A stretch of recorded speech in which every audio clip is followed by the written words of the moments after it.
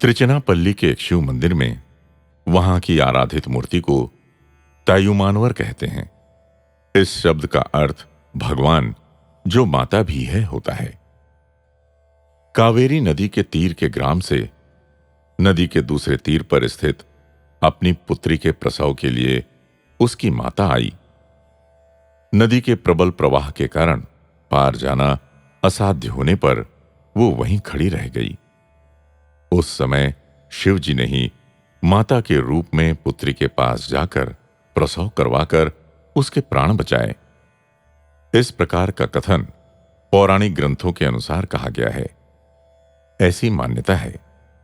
इसी भांति बाबा ने भी कई बार देह को छोड़कर दूर दूर के प्रदेशों में जाकर दाई के समान सेवा शुश्रूषा की है। कई बार शरीर छोड़कर जाने व पुनः वापस आने पर बाबा ने बताया है कि गर्भ में शिशु के ठीक स्थान पर न होने पर मैं उसे ठीक कराया। वहां उस नारी को बाबा का दर्शन प्राप्त हो मानो शिव माता का ही अभय हस्त प्राप्त हुआ है। ऐसी घटनाएं स्वामी को करते हुए स्वयं श्री कस्तूरी जी ने देखा है। स्वामी ने नेल्लोर अस्पताल में एक प्रसववती की शुश्रूषा कर प्रशांति निलयम में ही विद्यमान रहकर उसे स्वस्थ किया। 2 दिन के पश्चात पत्र आने पर उस भक्त की अति अद्भुत रीति से आरोग्य प्राप्ति होने की सूचना मिली।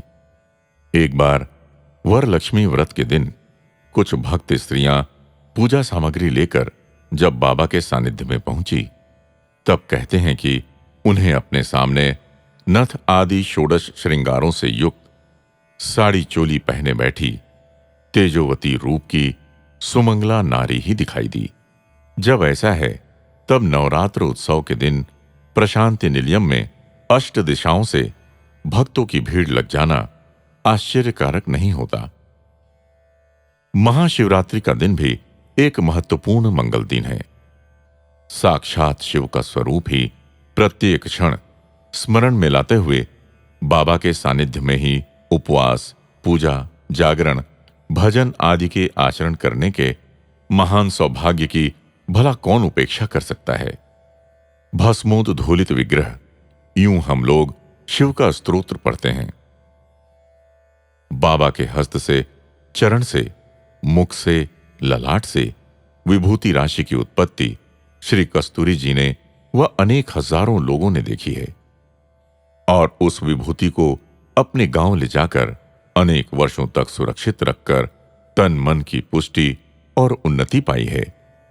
शिव के समान ही बाबा भी सुलभ प्रसन्न हैं, आर्त त्राण पारायण हैं।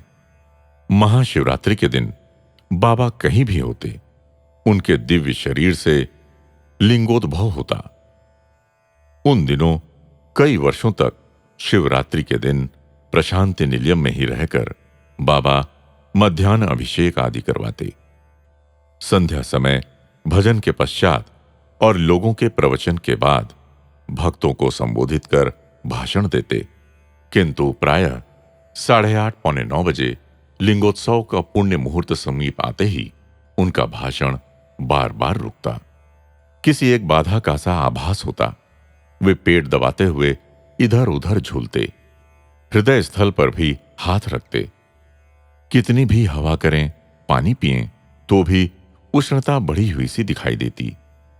अंत में उनके मुख से वह दिव्य सृष्टि जो शिवलिंग होता बाहर आता। दिव्य तेजोमय शिवलिंग, स्फटिक का, चांदी का, शालिग्राम शिला का अथवा स्वर्ण का। कई बार शिवलिंग के साथ नवरत्न भी निकलते। उन सबको उस भजन मंडली के सामने रखकर भजन समाप्ति के पश्चात कई बार किसी को बांटकर अनुग्रहित करते। वे लिंग निश्चय ही तेज पुंज हैं, शक्ति केंद्र हैं, कल्याणकारक रक्षाएं हैं और बाबा दिव्य हैं। इन शिवलिंगों के विषय में सोचते समय उस आश्चर्य में डूबकर हम स्वयं को भूल बैठते हैं। फिर यदि उनको अपने अंतःकरण से निर्मित करने वाले बाबा का ही हम स्मरण करें तो कैसा अनुभव होगा। भगवान स्वयं शरीरधारी होकर आए। हमने उन्हें देखा, उनसे संभाषण किया, उनके चरण स्पर्श किए। इस प्रकार का हर्ष सब कष्टों को भुला देता है, सब आनंदों को भी लज्जित कर देता है। कोई भी त्योहार हो, शांति युक्त हो जाता है। कोई भी व्रत हो, उन्हीं से फल प्राप्ति होती है। वे ही प्रशांति हैं। जहां उनको सच्चे मन से याद किया जाए, वही प्रशांति निलयम है। बाबा ने एक बार मद्रास शहर के गोखले हॉल में प्रवचन दिया। भूमिका के रूप में श्री रामस्वामी रेड्डी ने 4 बातें बताई। पुट्टपर्ती में बाबा ने प्रशांति निलयम नामक मंदिर बनवाया है। प्रतिदिन के भजनों में वहां भक्ति उमड़ आती है। आप सबको चाहिए कि बाबा के सानिध्य के उस आनंदमय वातावरण में जाकर उन भजनों में भाग लें। बाबा ने तत्क्षण ही उठकर अभय दान दिया। नहीं नहीं, आप लोगों को ऋण लेकर यात्रा में कष्टों को झेलकर वहां आने की आवश्यकता नहीं है। अपने अपने घर में ही आपको जैसे भी साध्य हो, अपने अपने इष्ट देवता के नाम रूप से ही भगवान का भजन करिए। यही यथेष्ट है। तब आपका घर ही प्रशांति निलयम होगा। मैं स्वयं वहां जाऊंगा। मैं सदा आपके पास ही रहता हूं। ऐसे हैं भक्त सखा प्रेम का दूसरा रूप, सर्वत्र सर्वज्ञ प्रेमावतार भगवान श्री सत्य साईं बाबा।